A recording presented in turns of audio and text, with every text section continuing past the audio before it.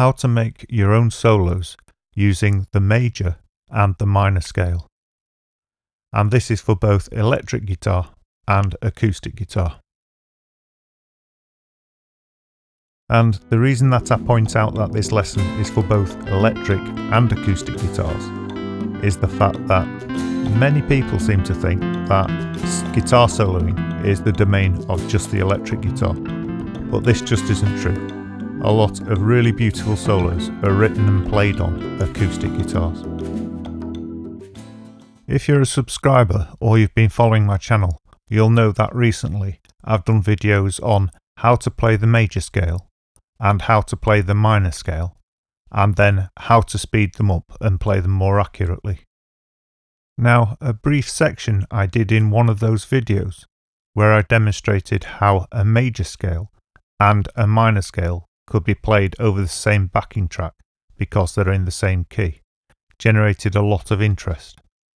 So I thought I'd expand on that to give you a really interesting practical application to learning the scales. And in case you didn't see that section or you don't remember it, here it is again.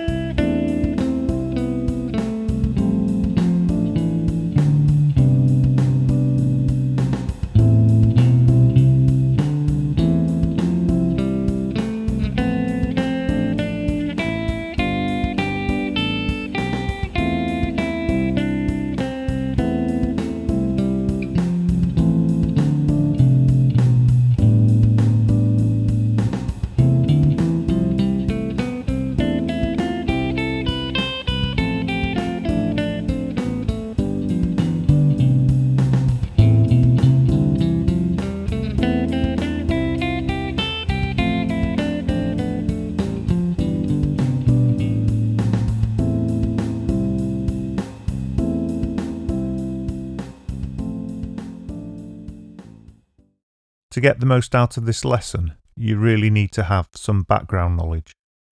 And that background knowledge is how to play the major scale, how to play the minor scale, and at least a basic understanding of key signatures. And because of this, this video is actually part of a playlist. So if you don't have that background information, if you look down below in the description, you'll find the playlist there, and it's well worth going through. Right, before we move on to the practical fun stuff, let's get the theory out of the way, and I'll explain why or how a major scale and a minor scale can be used together in the same tune, and what minor scale works with what major scale. Understanding majors and their relative minors. Right. Before we get started, I just need to remind you that the major scale can also be called the Ionian scale, and the minor scale can also be called the Aeolian scale. And this is important because they're the modal names for the scales. So I'll just briefly explain what a mode is. And to do this, I'm going to use a keyboard. Now, the reason I'm going to use a keyboard, even though most of you probably don't play one, is because there's something really revealing on a keyboard that makes theory easy to understand. And this is that all the sharps and flats are the black notes, and all the natural notes are the white ones. Now, the key signature of C major has no sharps or flats, or in other words, it uses no black notes. So if you were to play a black note in the key of C, it would be a mistake. Or you can actually do it and call it an accidental. Right, now that you know that any tune or scale you play that doesn't have any black notes in it is in the key of C major, you'll know that if I was to start a scale on the D and end it on D and play no black notes, it wouldn't be a D major or a D minor. It would be a new scale that is a D scale, but it's in the key of C. And this is how the modes work. So I could continue through the C major scale, creating new scales. So C scale, D scale, E scale, F scale, G scale, A scale, B scale, and back to C. And these are the modes. Each one is unique and individual, but they're all in the key of C still. So the modes is a complete set of scales that is all in one key, in this instance C. But every single key signature has its own set of modes. So if we stick with the key signature of C major, as this is the example we've been using, and we start a scale on A and end it on A without playing any sharps and flats, this is the scale we called the natural minor scale, but it's also called the Aeolian scale if we call it by its modal name. So the A natural minor scale is in the key of C major, and this is why it's called a relative minor, because it's obviously related to the C major scale. Now I can prove that the A natural minor doesn't have any sharps and flats by playing the 1 octave version on the guitar at the same time as showing it being played on the keyboard. And you can see clearly that no black notes are being played, but they match note for note.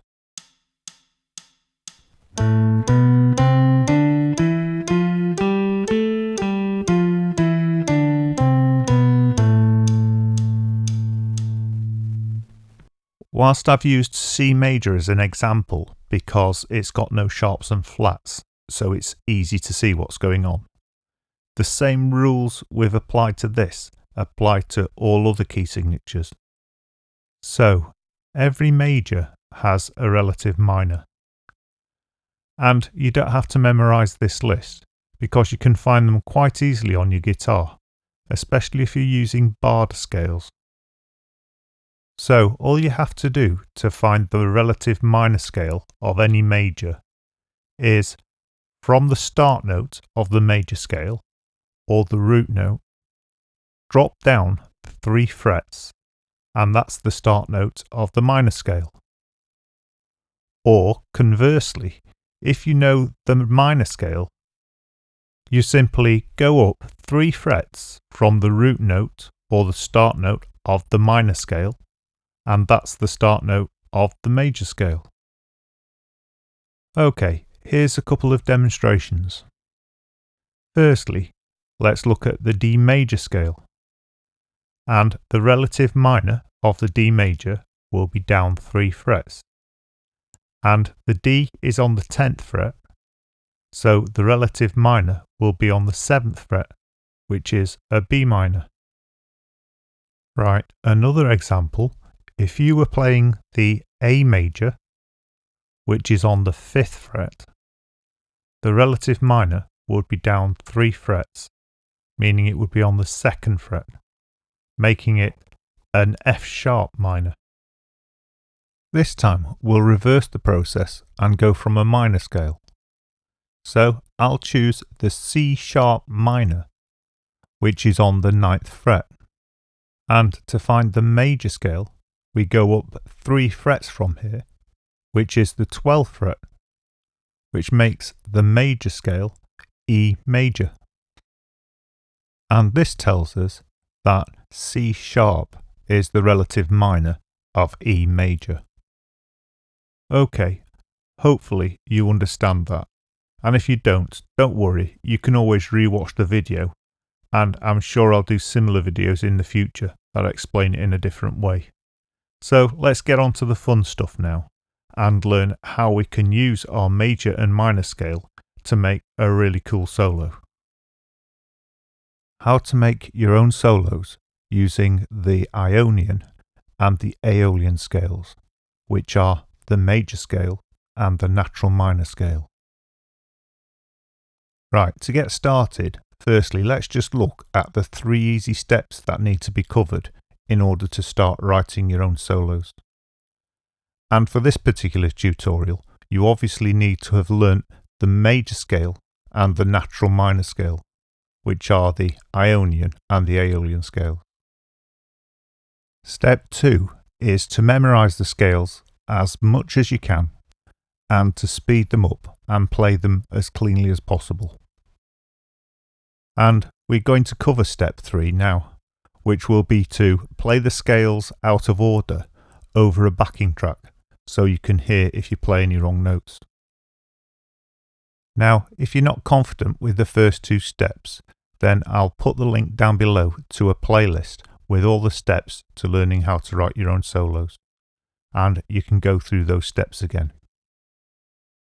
Right, to get started then, we'll revise the major scale and the natural minor scale. So we'll just play through those, but this time we're going to play through them a little bit faster at 130 beats per minute. Right then, the C Ionian or C major scale.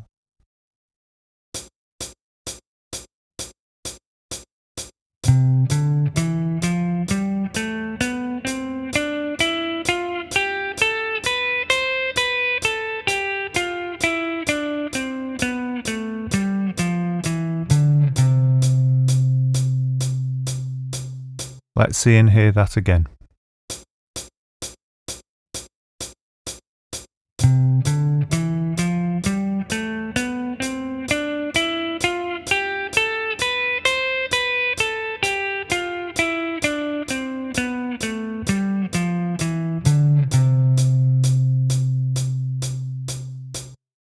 Here's the A Aeolian or A natural minor scale at 130 beats per minute.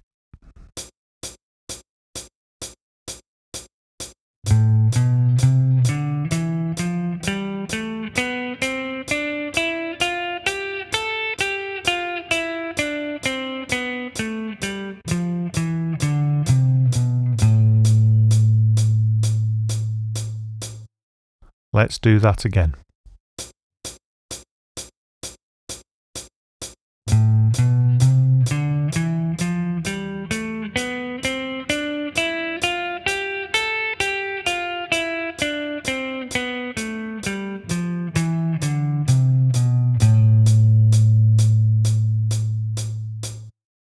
Right, let's learn to improvise with these 2 scales.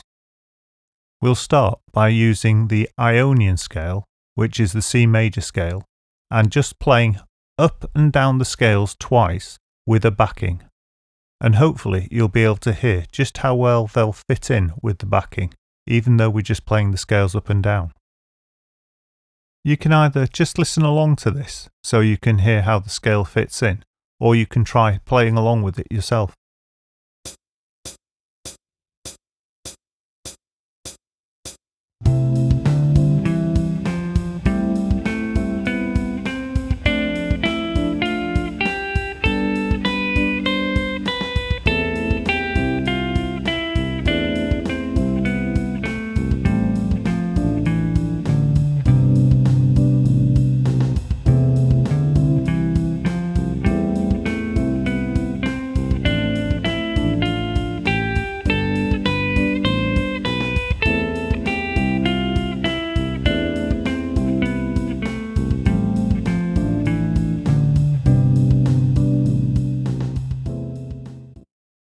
Right, let's play that exact same backing again, but this time I'll play up and down the A Aeolian or the A natural minor scale. If you want to play along with it, please do so, otherwise just listen to the way the scale fits in nicely with the backing.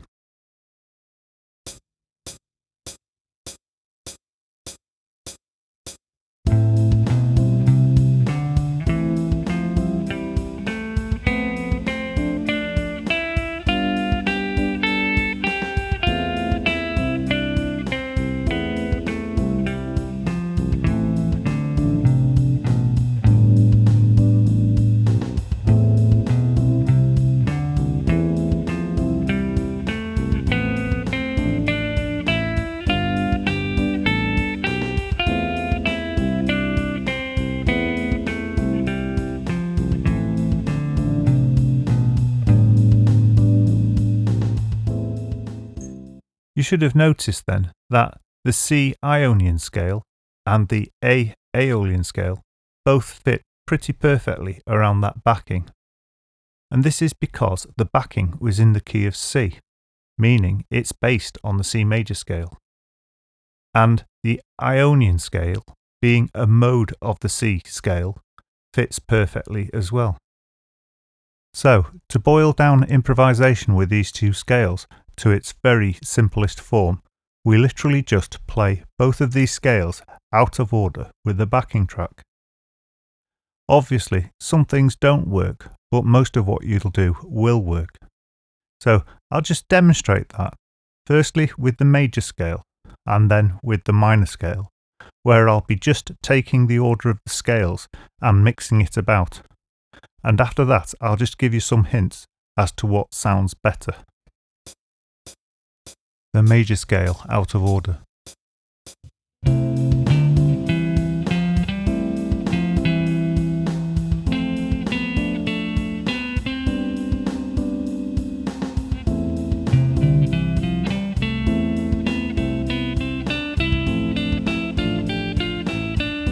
Now the minor scale.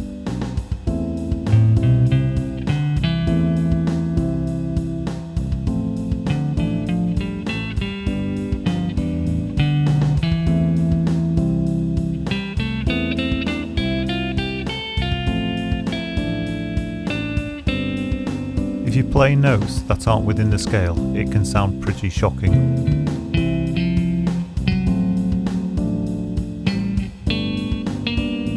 But you don't have to use the entire scale. It's okay to repeat small sections of the scale, or even just repeat notes.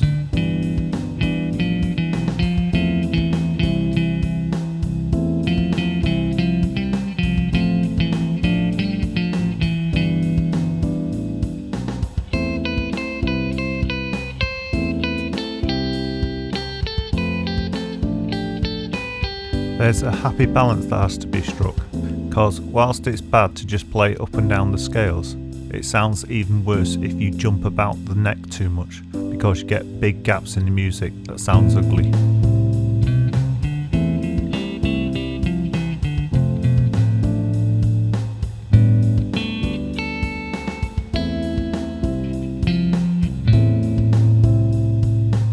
It's not a good idea to follow the backing exactly as if you're following a metronome, like this.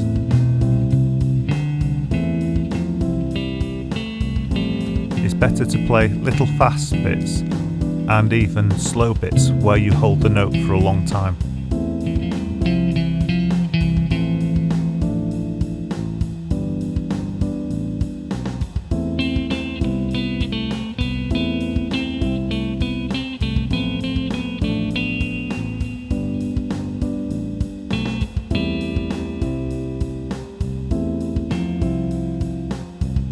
Don't feel like you have to jump between the scales, you know, but it can sound nice to do so.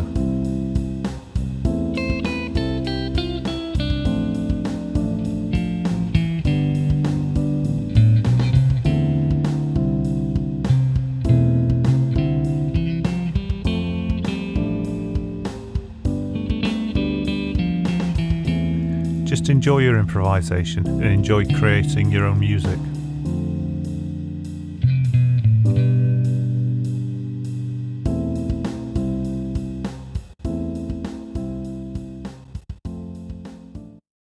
You'll notice that with my demonstrations, I've not incorporated any techniques, such as slides, hammer-ons, pull-offs, bends, etc. And this is just to make it clearer so you can see what's going on. Also, it helps people who haven't learned the techniques yet. I will be covering the techniques in a later lesson. However, if you do know some techniques, incorporate them into your playing, and I'm sure you'll find it more interesting. Now, at this stage, when we're just playing over a backing track, this is called improvisation, and it's an important thing to learn. However, it's really useful to have a sheet of blank tablature handy. And then, if you play something particularly good, you can write it down on the tab, and then you can repeat it, or even start writing your first song. And if you don't have any blank tablature, go to www.ebooks4guitar.com and click on the lessons and then the theory lessons. And I'll put a free PDF in there of templates so you can print out the blank tab as you need it. And obviously, to practice what you've learnt today, you're going to need some backing tracks in the key of C major. So I'll put a link down below in the description to some backing tracks that I've already written and uploaded. And I'll be uploading some more in the very near future. And they'll be in all different styles, because this is a good thing as well, to actually get used to playing the guitar differently with different styles of backing, rather than just get used to playing one way. And at the end of this video, I've included a song called Summer Nights that came about as a result of me just improvising over one of the backing tracks that I've provided down below in the description. As usual, thank you very much for watching. And if you want to be notified when I upload new videos and the new backing tracks, please like, subscribe and hit the bell icon, and then you'll be notified when they're uploaded. And a special thanks to all my subscribers, because without the numbers, I don't get the ad revenue, and the ad revenue is what finances these videos, and without that, I wouldn't be able to make the videos. So, a special thanks. So, to close, here's Summer Nights by Sad Fantasy.